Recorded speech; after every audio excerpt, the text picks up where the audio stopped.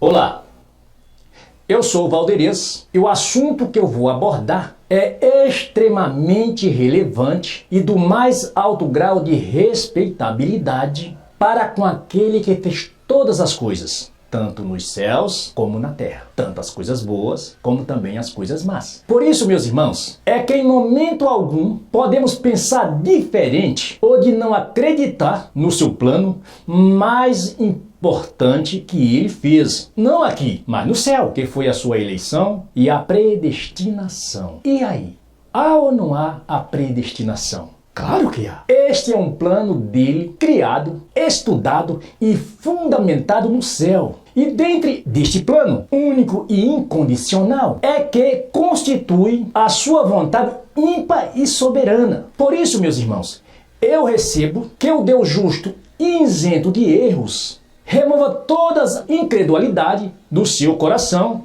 a respeito deste assunto, o qual foi uma vontade autocrática dele nos eleger. Ou seja, quanto à sua eleição, ele escolheu quem ele quis e não escolheu aquele que ele não quis. Em outras palavras, ele não levou em conta nem a minha e nem a sua opinião para nos criar, predestinar antes da fundação do mundo, para sermos filhos. Efésios, no capítulo 1, verso 3 e 4. Pois bem, como o assunto em questão hoje é filho, é eleição, é a predestinação, pois é necessário chamar os filhos às responsabilidades que lhes é devido, isto é, que sejam obedientes, fiéis à soberania daquele que faz tudo segundo o conselho do seu querer. Pois, em primeiro lugar, é preciso que os filhos saibam de qual filiação é que a Bíblia descreve em toda a sua história e qual família é que somos pertencentes. Mas para sabermos, meu irmão,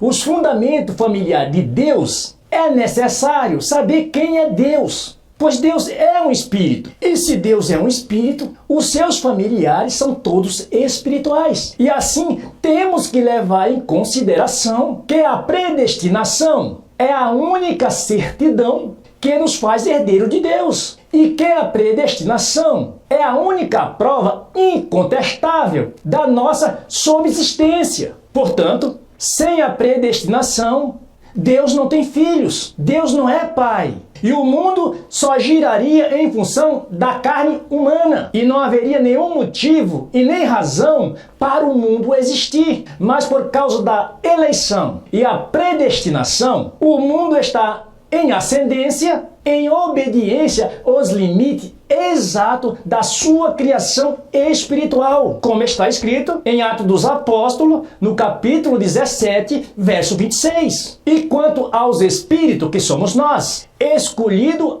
antes da fundação do mundo, temos hora e momento de vir ao mundo. E ao entrar no plano físico, é óbvio que precisamos nos vestir de carne e de ter uma família provisória. Mas nós não somos filhos da carne, somos filhos do Deus Altíssimo. Mas meu irmão, minha irmã, se você ignora ou não concorda com esta corrente de pensamento, tudo bem, não há problema. Mas olhe para Jesus. Não foi o primeiro a consolidar a existência da predestinação? E ao entrar no mundo, não foi para executar aquilo que estava pré-ordenado, profetizado, predestinado ao seu respeito? E qual é a diferença do primeiro, que é Jesus, para os demais, que somos nós? Mas não foi Deus que nos comparou iguais a Ele?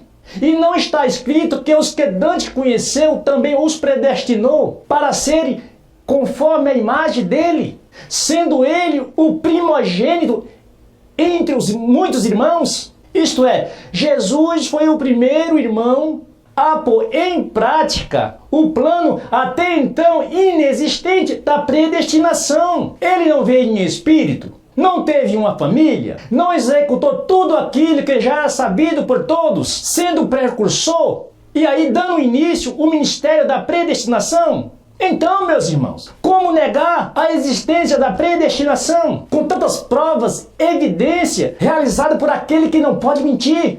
Meus irmãos, se você não acredita na predestinação, afinal, quem é você? De onde você é? Como você surgiu? Será que você imagina que o seu início se deu ou se dá a partir da sua fecundação por seus pais segundo a carne? Claro que não, meus irmãos. Não é a carne que vem primeiro, mas é o espírito que se veste de carne. Ou seja, os espíritos já existem e a carne é um pequeno instrumento que Deus usa provisoriamente para cumprir o seu plano físico neste mundo. E assim, meus irmãos, quero deixar algo bem esclarecido, que a minha intenção não é de mudar o seu posicionamento em relação às coisas do Espírito, mas que cada um fale de acordo com aquilo que já alcancemos de Deus. E a minha opinião, ela está calcada naquilo que eu já fui alcançado.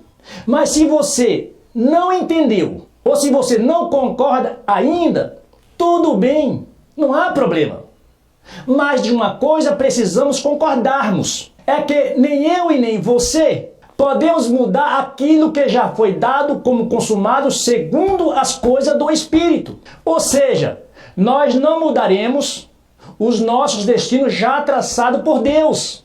E que a minha maldade ou a sua bondade, segundo as coisas da carne, não pode inviabilizar os planos e a fidelidade de Deus. E assim, o que eu fiz e o que você não fez não será nenhuma surpresa diante dele. Assim, meus irmãos, é o pensamento e a natureza de toda a sua criação espiritual.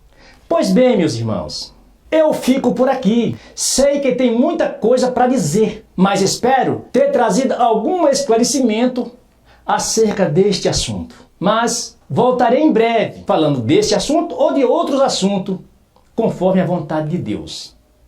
E assim declaro a ministração dos anjos e a vontade de Deus na vida de cada um.